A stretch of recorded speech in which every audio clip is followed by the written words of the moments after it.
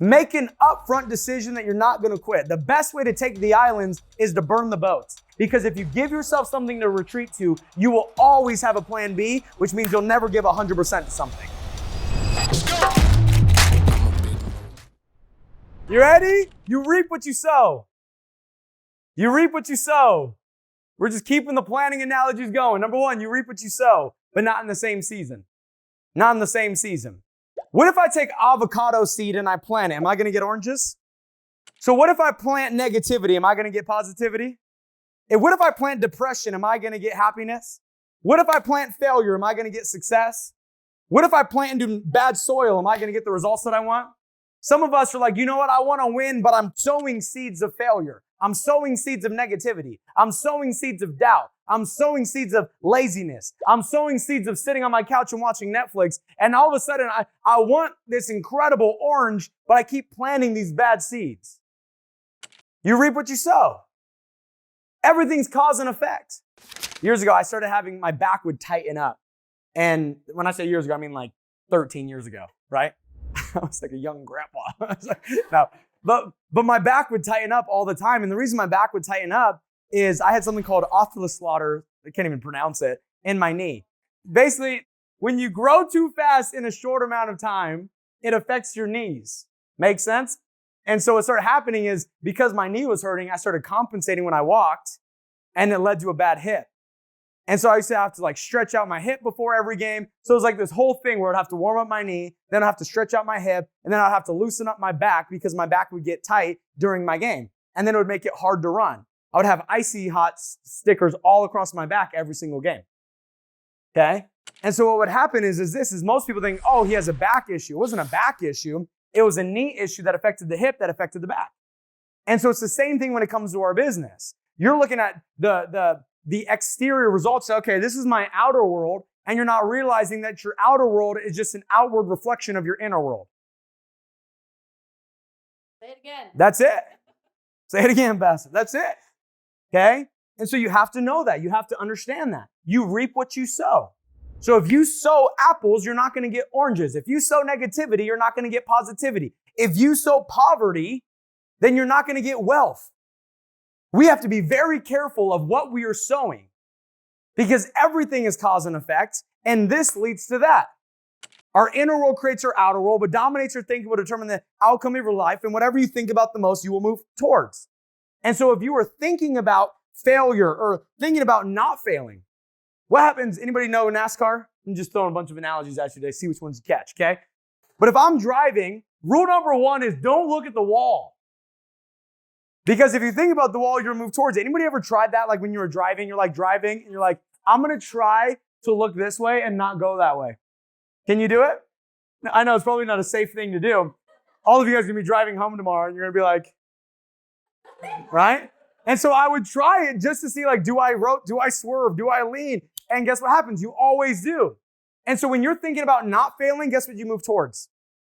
And that's what most of us are doing. We're thinking more about not failing than we're thinking about succeeding. We're thinking like, how do I make sure I don't lose versus how do I make sure I win? How do I not hit the wall versus how do I stay on course? How do I not stumble versus how do I get it right? The outcome is the same, but the reasoning and the intention behind our efforts are different. And so some of us are trying to succeed, we're trying to win, but we're avoiding the wall. We're avoiding failure. We're avoiding mistakes. Well, if you avoid mistakes, you're probably going to move towards mistakes. We got to move towards success. We got to move towards winning. We got to understand, okay, if I reap what I sow, I got to sow blessings over to my life. I got to sow great things into my life. You know, one of the things that I do with my daughters every night before bed is I pray with them and we go over affirmations. And one of the things, I'm with my daughter Haven last night, and Haven's laying there. I put on her like sleep sack, right? There we go. I was like, what is it? So I put on her sleeping bag. And so Haven's got her little sleeping bag, her head sticking out and her little arms are sticking out, right? And you can't see her feet because they're in the sleeping bag. And so I'm talking to her and I'm looking at her and I go, you're going to do amazing things with your life. I believe in you. You are confident. You are loved. You're a child of God. You're going to do incredible things with your life. You can do anything you put your mind to. And she's looking up at me with no idea what I'm saying. but I'm programming her subconscious. I'm planting seeds of greatness into her because I understand that everything's cause and effect. I understand that we reap what we sow, and I'm sowing seeds into her mind right now so that way she can reap the benefits of it the rest of her entire life. And I feel like I have a responsibility as a dad to do that. You have a responsibility with yourself to do that. And then after you do it with yourself, we got to do it with our children. And then we got to do that with our teammates, where we are sowing seeds of greatness into them. We're able to look at them and say, I believe in you. You can do this. I know you can do this. We got to sow those seeds. Can we do that? So number one, you reap what you sow. So question, what are you sowing right now? And what are you reaping? Number two, we have to first arrive in our mind before we arrive physically. And I think a lot of times it's the other way around, where we feel like I got to arrive physically, but that's just not the way that it works. Okay? Some of you guys walked into this house and you're like, wow, this is an awesome house. It is an awesome house. It's a cool house. But if you thought that, that's why you're not living in it yet. Okay? I want to be very clear with you. There is not going to be one promotion that you hit or one income milestone that you hit when you get there and you're going to be like happy about it. I just want to be very clear with you about that. You're going to get to EMD and like you're going to be like, bleh. And I know right now that's all you want. You're like, I want to get to EMD. I want to get to that top contract. You're going to get to $1 million income. You're going to be like, You want to know why? Because you arrived at $1 million income in your mind 6 months prior to actually arriving in your bank account. And so what most people don't realize is that they're chasing incomes and they're going after these things thinking that, okay, once I get the $1 million, then I'm going to be happy. Or once I hit that milestone of that promotion, then I'm going to be happy, not realizing that you got to be happy along the way, or else you're going to get to the promotion and then you're not going to be satisfied by it. Because it's not the promotion that satisfies you. It's not the income that satisfies you. It's the journey. It's the becoming of it. But what's crazy is the reason you're not happy by the income milestone, the reason you're not happy about the promotion level, the reason you're not happy about these things is because you were already there mentally before you arrived physically. And so you got to realize that if you want to arrive at the 100K income, you got to get familiar with it here, because you will never achieve what you're not familiar with in your mind. You will never achieve what you're not familiar with in your mind. You walk into a dream home if you're like, oh my gosh, this is an amazing home. That's why you don't live in that home yet. You see an awesome car. Oh my gosh, this is an amazing car. That's why you don't have a car like that yet. Because you were impressed by it. If you were impressed by something, that's why you don't have it. So we got to change that. We got to change our mindset. We got to start envisioning it. I know Nadia talks about this all the time, where you just got to start to get familiar with your, and I know manifestation sounds a little bit weird, right? And a little hokey pokey, like I get it. But we just got to start to be able to envision everything that we want and start to get familiar with it in our mind and start speaking as if we've already achieved it. I'll give you an example. We did a mastermind the other day, and somebody asked me the question. They asked me the question. This is a funny question. I've never been asked this question before. They said, how do you remain financially responsible while giving your wife everything she wants? Right? Because my wife has expensive taste. And by the way, she's better than me. You guys are going to see that tonight, right? But they're like, how? And I said, there was a lot of responses, but one of my responses was, I just closed my eyes and said, we're going to be a billionaire. Get whatever you want. Because I don't want to associate with scarcity. Make sense? So some people think, oh, that's irresponsible. No, I think it's irresponsible to be scarce. Because to be scarce about something is to think there's not more of it coming. So I don't want to be scarce about money, because then I sabotage the money that's on its way to me right now. Make sense?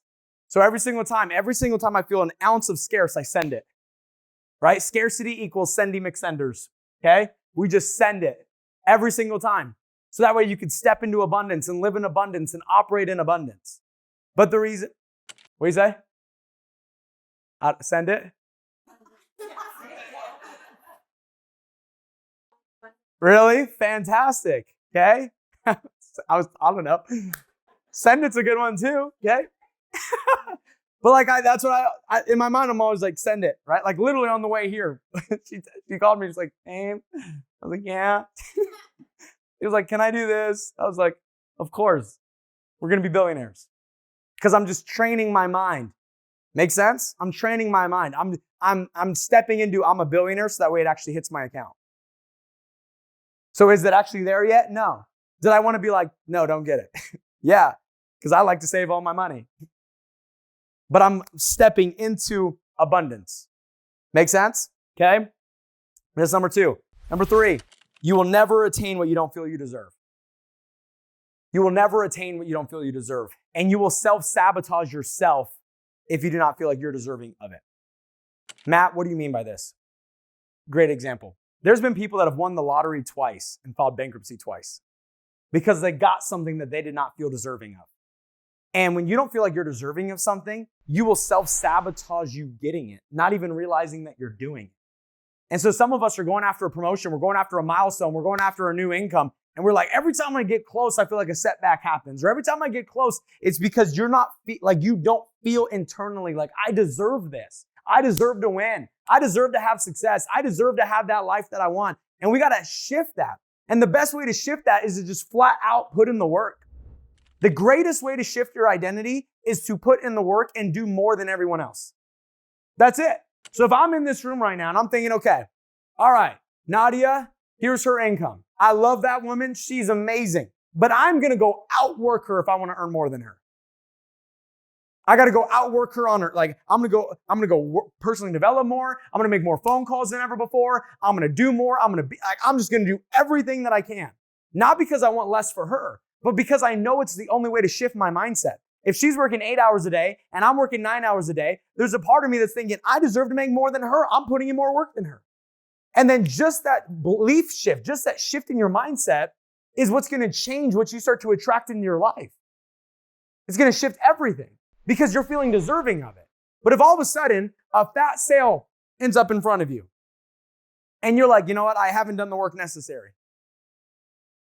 What's going to happen in that appointment? You're going to self-sabotage and or talk your way out of the sale without even knowing you're doing it because you don't feel qualified enough to get it.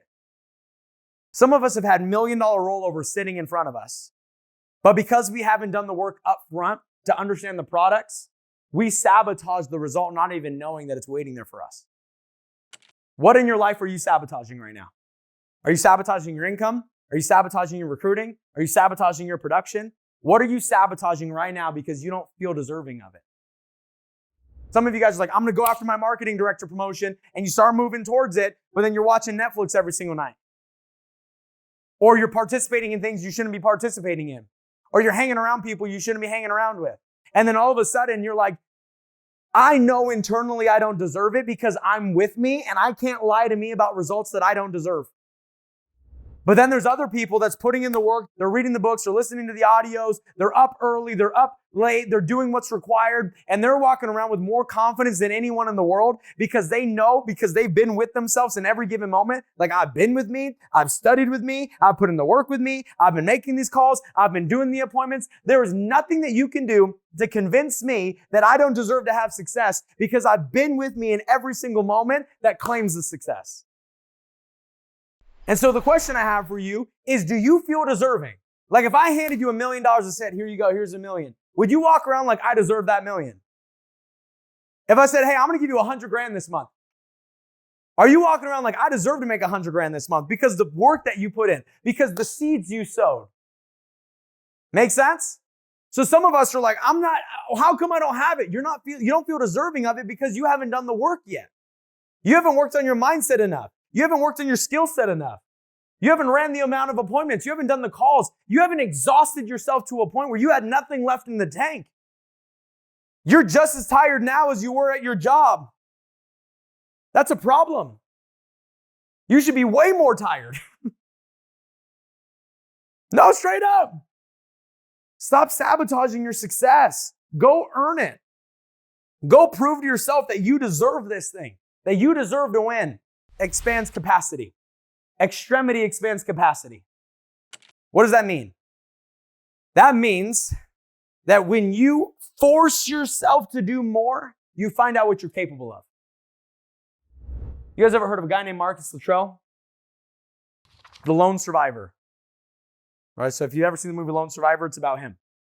Do you think Marcus Luttrell knew that he had that capacity in him? Like, keep this in mind. The Navy SEALs are literally trained for this. It's not a matter of if you get stabbed, it's when you get stabbed. When you get stabbed, this is how you respond. When you get tortured, this is how you do it. When you get shot multiple times, this is what you do. When you get captured by the enemy and they torture you and threaten your family, they literally condition them for it. Yes or yes? And even he was conditioned for it, and he didn't even know that he had that in him. He didn't even know that he had that in him. And so all of a sudden, they're in battle, they're shooting, he's falling down a cliff, every bone in his body is breaking, he's been shot, he's been stabbed, his body's not working, he falls to the bottom of this mountain, and every limb in his body is broken. And in the movie, it shows him like wobbling to get to, that's not how it happened in real life. It was good for the movie, but that's not how it happened in real life. In real life, he couldn't walk. He had nothing left in the tank, but it was either I try or I die. He's laying on his stomach. He grabbed a stick, drew a line 3 feet in front of him, and his only goal was to drag himself across that line. And he gets over that line. He grabs a stick, drags another 3 feet. And then his only goal was to get over that line. He just was taking bite-sized pieces and bite-sized pieces to the point that he finally found safety. He finally found safety. But do you think he knew that he had that capacity in him? No. He was forced into it. The question is, are we going to have to force you into negativity for you to understand what you actually have in you? Or can you do it in a positive way? Because your goals become big enough. Some of us, we work better when our back's against the wall. And we put our backs against the wall and we put ourselves into crappy situations. What if we don't just get ourselves to move in bad situations? We can start to get ourselves to move towards good situations. Meaning what we want matters more than where we're at. And so we're willing to put in the work necessary to get it. You have a whole nother version of you inside of you that you haven't even tapped into. Some of us work 8 hours like, or I work 8 hours, I feel like I got nothing done. Like 16-hour day or a bust. Because I don't know anything less. I've been doing it for all these years. All I know is a 16-hour day. So to some people see 16 hours, oh my gosh, it seems like a lot. It's only a lot when you're not used to it. If I try to go on a 7-mile run right now, I'd be gassed. I don't like running anymore. I left that in my soccer days, okay? But I'd be gassed. You know why? I'm not prepared for it. I'm not conditioned. But let me tell you something. If I start running every single day, within 1 month, I can get to a point that I'm running seven miles a day, no problem. Because it's just about building up the endurance. Some of us need to build up the endurance with how many hours we're working. And how do we do it? You force yourself to do it. I force myself to do things that makes me do things that I don't want to do. What do I mean? Okay? I will purposely book things at times that I know I don't want to do it. So I'll book an appointment at 8 p.m. at night just so it keeps me working longer. I'll book an appointment at 7 a.m. in the morning just so it makes me work earlier. See the difference? Like I booked my first appointment at 6:30 a.m. this morning. So my first appointment was at 6:30 a.m. this morning. Booked it 6:30 a.m. And I did it because I didn't want to. And so I purposely booked something, forcing myself to get up earlier than I would want to because I have to go to the gym, I got to work out, I got to get all that in too, correct? So I forced myself into situations through my calendar to expand my own capacity. Are you doing that? Are you booking an appointment at 9 p.m. at night just to keep you working past 10? Because here's the deal. This is what most people, I'm going to book it at 7 and then I'll work till 10. Book it at 9 and then what you were going to do after your appointment, do before. Now it forces you to work hours that you were not expecting to work. Everyone changes when things go bad. Everybody changes when things are going wrong. Everyone changes when they have to. But can you go from changing when you have to going to, I'm going to change because I want to? Make sense? Number 5, who you are isn't enough. Who you are isn't enough. And I'm not saying that you are not a capable person. I'm not saying any of that. But I'm saying the current thought process that you have right now is not the thought process that you need in order to win. The current mindset you have, the discipline that you have right now, it's not enough. I had this conversation with a couple of our guys the other day. I said, so you just found out that the opportunity changed. So what about your work ethic is changing? This just went from you can make 6 figures, you can make a 7-figure income, to you can get a $100 million check in 6 years. So if the opportunity just changed, what about your work ethic just changed? What about your intentionality just changed? What about your focus just changed? What about who you are just changed? What about your habits, your discipline? What about your aggressiveness? What about your intensity? What about your urgency? If the opportunity just changed and got better, what about you has changed to get better? Because if you're just going through the motions thinking that you can do what you are doing in this new world and succeed, it's not it. Some of us have been an employee all of our life when we're stepping into an entrepreneurial role. You cannot win as an entrepreneur thinking like an employee. And so if you want to win as an entrepreneur in this business, then you're going to have to shed the behaviors of an employee. What are some of the behaviors of an employee? Monday through Friday, 7 o'clock to 5 o'clock. Dinner with your family every day. It's just the reality. I don't work weekends. Well, then stay being an employee. Because if you want to make 5 figures, work 5 days a week. You want to make 6 figures, work 6 days a week. You want to make 7 figures, it's going to require 7 days a week. Not forever, but for enough time to get the foundation solid enough where you actually have a business where you can start working a little bit smarter versus working harder. Right now, you're in a season where you got to work just as hard as you are working smart. In fact, you got to work harder than you're working smarter. And then you're going to get to a point where you're playing chess, not checkers, where you can start to make calculated moves that allows you to scale and grow exponentially. But none of us are in that stage yet. So it's going to require all of us. And by the way, it doesn't mean you need to sacrifice your family. It just means you got to be better about how you schedule your time. I might not have dinner with my family today, but you know what I will have? I might have lunch with my daughters. So I can schedule a 45-minute lunch in or a 45-minute breakfast in, and I pay attention to the day. And I might only get 1 meal with my kids today.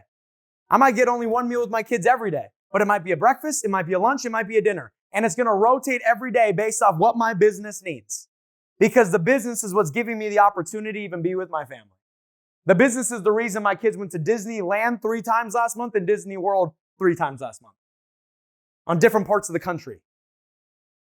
It's the business that's given us the ability to do those things.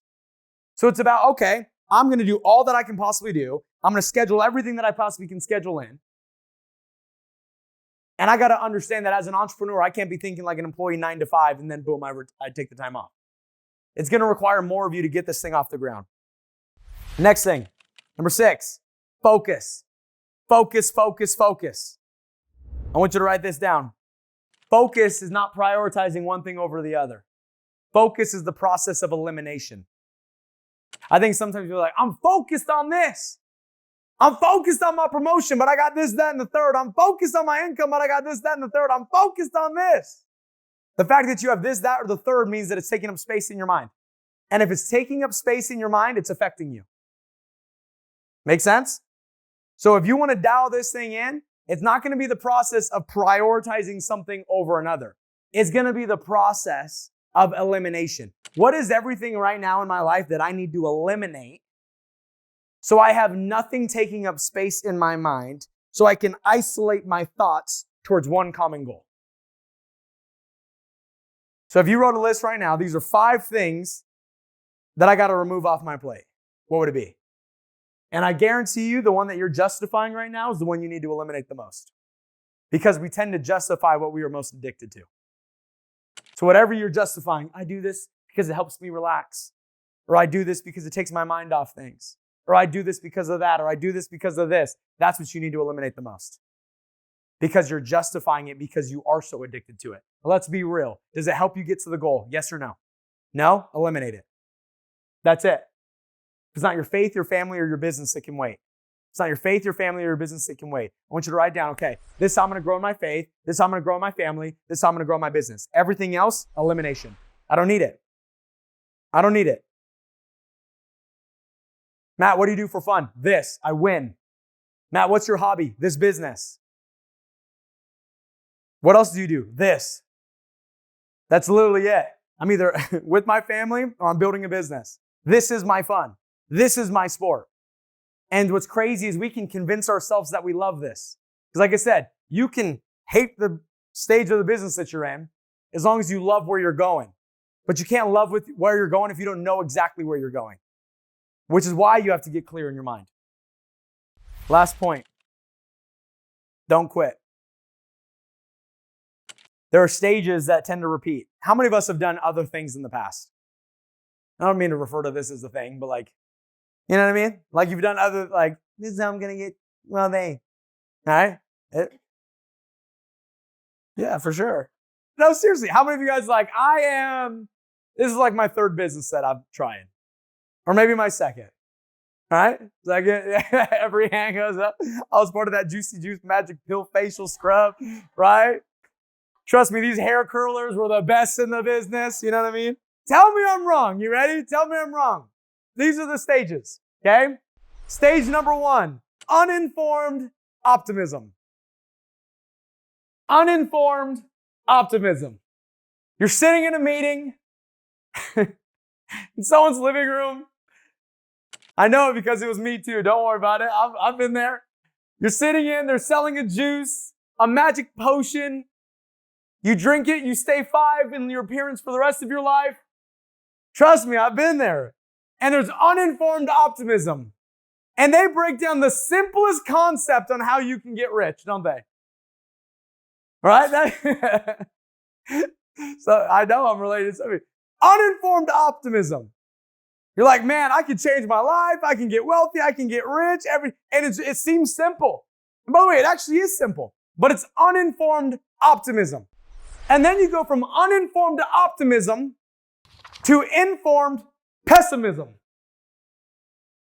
We're like, excuse my language, but shit, this is harder than I thought it was going to be. Right? Yeah. You go from uninformed optimism, I'm going to change my life. And that's what you go tell all your friends and family, and you ruin your whole market because you are just excited, you're happy, you see a chance to change your life, and then you go screw it all up. You don't have the success that you want to have. You're not winning as fast as you want to win. You're not making the money that you want to make. And you go from informed pessimism. Don't you? Oh, goodness. Don't you? And then from informed pessimism, do you know where you go next? The valley of despair. And so you go from uninformed optimism, we're going to change your life, and then all of a sudden your friends and family reject you, and then you go to informed pessimism, and then now you're not winning, and so then you go to the valley of despair, and you're just sitting like, I don't know if this is going to work, I don't know if it's worth it. And in that moment, you quit, and you go find something else. Everyone quits in that moment. But it's your ability to go from valley of despair, okay, I'm going to learn from this, and I'm going to go into formed optimism. So I go from uninformed optimism to informed pessimist to valley of despair to now formed optimism, meaning I am optimistic because now I have knowledge. I've learned from it. I said, okay, I learned what didn't work. Because I learned what didn't work, I'm more positive. Because I learned what didn't work, I now know it works. Because I learned what didn't work, I am better. I have improved. I have grown. All right, I got more knowledge. I got more wisdom. I got more skill. I now know what not to do because I did it. And then from there, you create formed optimism, which is I have more wisdom, which means I can win bigger. I went into an appointment. It didn't go well, but I learned from that appointment. And now if someone ever asks me that question again, I know exactly what to do. I know exactly what to say. I said this and I got rejected, so I learned from it. Instead of going into the valley of despair, I learned from it. I improved. I got better. Make sense? So then you go from formed optimism, meaning you're optimistic because you've been bad. And so now you know what not to do. And then from there, now it's just about how consistent can I be? And if I remain consistent, then I will achieve success. Those are the tiers. And so most people quit in the valley of despair. Let me ask you a question. Are you a quitter? Straight up. I want to be very upfront with you. 50% of this room is going to quit. Based off statistics. By the end of the year. And I'm not saying that because we want it to be the fact. I'm saying it because that's just statistics. Can statistics change? Yes, they can. So I'm telling you this to be aware. There's going to be a moment in your career where you want to give up. There's going to be a moment in your career where you're doubting if this thing works. And you enter that valley of despair and everything else that's not this seems better. Every one of you is going to enter that. I've been in that point. Many times, actually, I've been in that point. I've been in that valley of despair multiple times where I was like, do I want to continue doing this? Does this seem worth it? But what I did is I had a contract with myself that said, I'm not going to quit. And it was a pre-written contract prior to me even facing adversity in this business. Some of you haven't even faced adversity in this business. That's okay. Just write a contract right now and say, you know what? You can't get me to quit even if you wanted to. What if you put a contract in place with you? You say, there's nothing you can do that would get me to quit. There's nothing that you can say that would get me to quit. There's going to be down moments in my career. I know it. I understand it. To be upfront with you, I expect it. That's just a part of life. That's a part of business. That's a part of entrepreneurship. And in these moments, I already made the decision up front that I'm not going anywhere. So instead of sitting around saying, oh my gosh, what was me? I'm just going to push through it.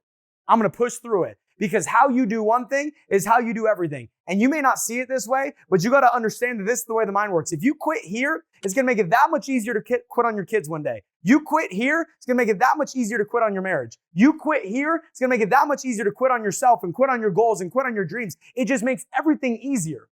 Some of us have a reputation with ourselves that everything we start, we quit. We're going to break that generational curse. We're going to stop quitting and say, you know what? I'm in for the long haul. I'm in for the long haul. I'm here to stay. I'm sticking and staying, and I'm never going away in. And there's nothing that you can do to get me out of this. Make an upfront decision that you're not going to quit. The best way to take the islands is to burn the boats. Because if you give yourself something to retreat to, you will always have a plan B, which means you'll never give 100% to something.